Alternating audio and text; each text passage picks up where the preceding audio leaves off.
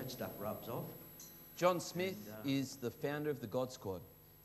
He's also the president chairman of Concern Australia, so you need to have a look at some of the material over there, and is greatly in demand around the world, and may only have 3 months to live. Let's open our hearts as we welcome Dr. John Smith. Bless you, John.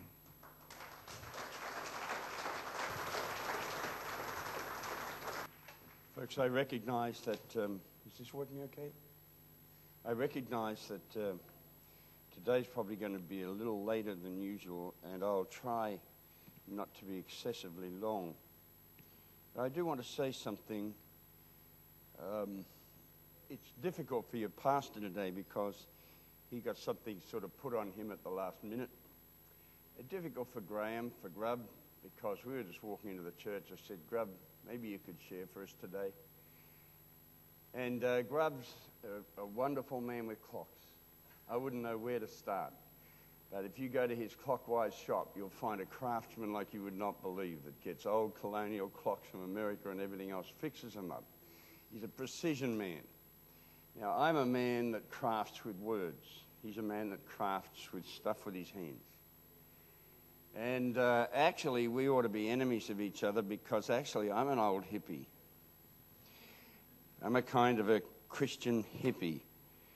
And I like to live like Jesus did when they didn't have clocks and watches. They got up in the morning and said, oh, the sun's up. And, you know, it's only really been a few hundred years that we've actually run our lives on the basis of clocks. Civilization actually has survived for most of history without clocks. But they are wonderful, and they're such a work of art. They're beautiful to see. But I just wanted to say that to start off with because I know you normally finish by midday. I'll try not to drag on, but I just want to share this little bit of introduction from my heart. You know, the church is in great danger at present of becoming just too slick by halves.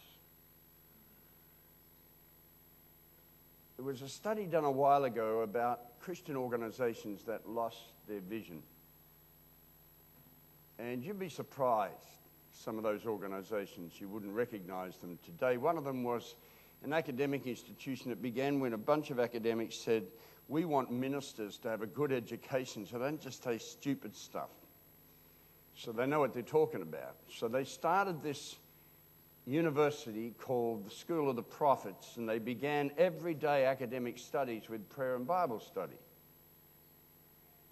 That university is known as Harvard University. It ain't anywhere near being a Christian space now.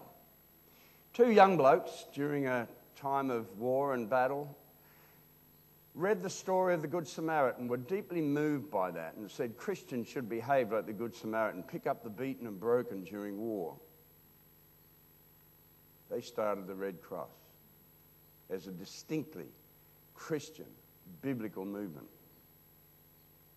A bunch of guys in England, some of them Quakers and other Christians, said a lot of the poor people stay poor because they don't know how to handle their finances. So let's put together a bank.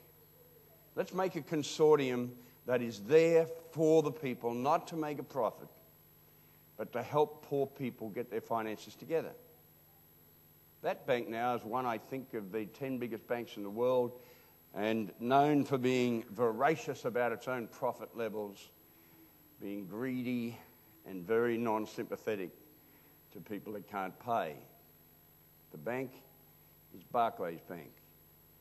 It used to begin every day with prayer and Bible study. And when they began to look at why it was that truly visionary Christian organizations lost it, they found several interesting things. They found, first of all, that such organizations began to be supported by people who didn't really share their belief system. Can I warn you? This looks like a great hour for politics because both sides are saying they're Christian. And Christians are thrilled because we're getting all the money from these boys now.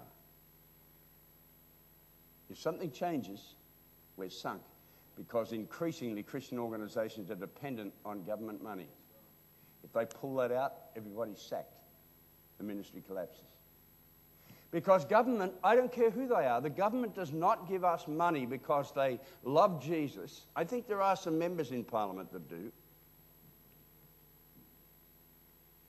on both sides of the House.